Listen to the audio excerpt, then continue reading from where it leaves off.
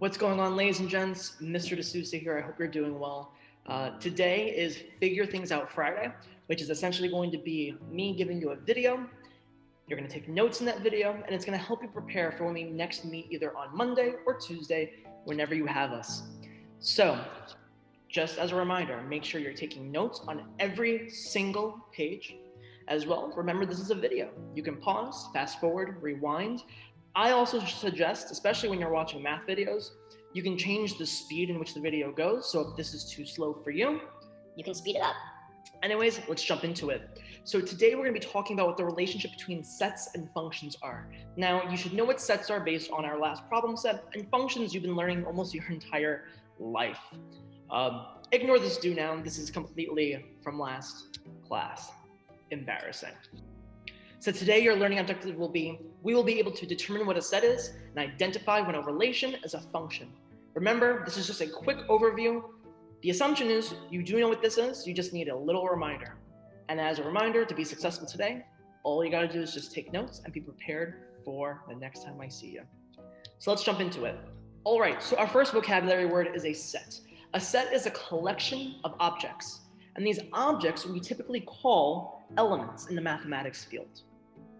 Now you might be asking, well, what's an element? Well, an element of a set is something that is in the set. So these are things that you know of, just might not have been told the mathematical vocabulary. So let's do some examples. Let's do a non-math example and then a mathy example.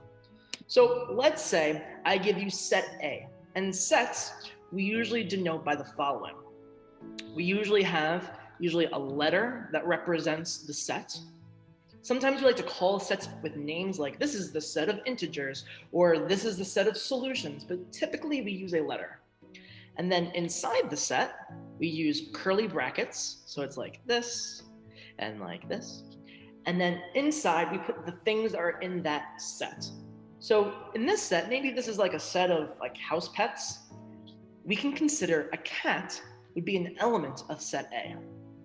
So for example, this is an element.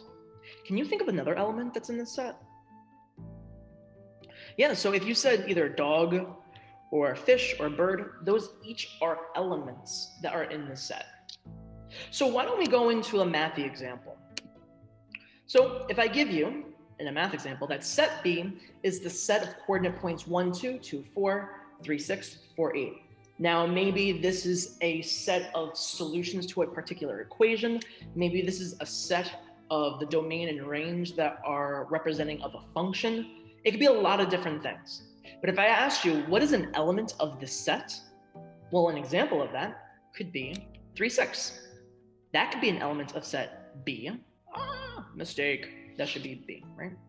Can you name another element that's in this set? Yeah, so if you basically said anything else that's here, so 1, 2 is an element, 2, 4 is an element, 4, 3 is an element, and just to be super clear with all of you, elements in a set are separated by commas. So for example, in the first one, you see it says dog, comma, cat, comma, fish, comma, bird, comma. Each of those things are elements. But when we're listing multiple things, for example, 1, 2 is considered like an object, it's a thing. And the way that we represent that that's like an element is we use parentheses to show like, hey, this is an element, then it has a comma. Then 2, 4, this is an element, then a comma, so on and so forth.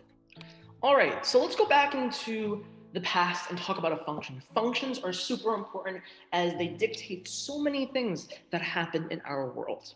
Right, we use functions for those who did Katherine Johnson for the performance task. You know, functions can help determine the trajectory of a rocket. If you want to model COVID, right, they used models which happen to be functions that represented, it could be deaths or cases, any such of the sort.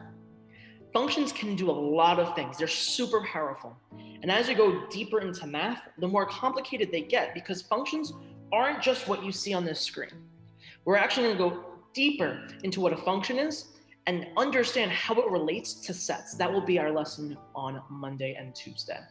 But let's go back to the definition that you are comfortable with. A function is a relation from a set of inputs to a set of possible outputs, where each input is related to exactly one and only one output. So let's do some examples. Let's first do a non-mathy example. My mom gives me money on my birthday that is equal to my age. So for example, let's say I'm 5 years old, my mom gives me $5. Let's say I'm 20 years old, my mom gives me $20, hypothetically, right? Where X is the number of, where X is the dollars and it depends on my age, which is be considered Y. Would this be a function?